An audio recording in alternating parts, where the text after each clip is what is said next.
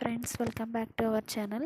ఈరోజు సిల్క్ రిబ్బన్తో trendy hair bands, hair clips ఎలా తయారు చేయాలో చూద్దాం. సింపుల్గా ఎలా చేసుకోవాలో నేర్చుకుందాం. సిల్క్ రిబ్బన్ కావాలండి, సీజర్ కావాలి, థ్రెడ్ కావాలి, గమ్ము, ఇలాంటి క్లిప్ అండి. క్లిప్ ఒకటి తీసుకోవాలి. ఇలా స్టోన్స్ ఉన్న బండిల్స్ ఉంటాయి, ఒకటి తీసుకోవాలి. ఒక 6 సెంటీమీటర్స్, ఒకటేమో 4 సెంటీమీటర్స్ ఇలా కట్ చేసుకుని 2 ఎడ్జెస్ అటాచ్ చేశానండి. ఇలా ఎడ్జెస్ అనేవి రెండు ఆ చివర ఈ చివర అటాచ్ చేసుకోవాలి. తర్వాత రెండిటిని చక్కగా మధ్యలో కరెక్ట్గా మిడిల్ పాయింట్లో దారం చుట్టుకోవాలండి. థ్రెడ్ అనేది చుట్టాలి.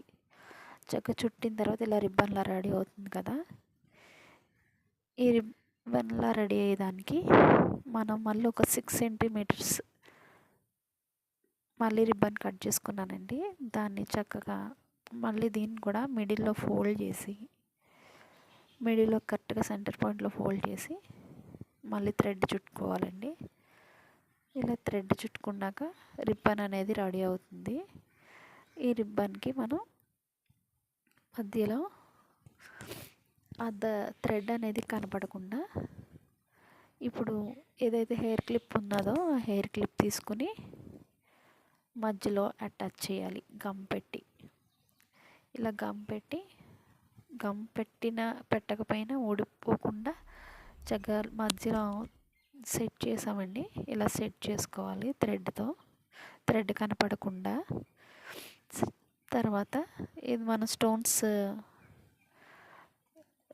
రోల్ ఉన్నది కదండి, అందులో 3 రోస్ కట్ చేసి మధ్యలో అంటించానండి.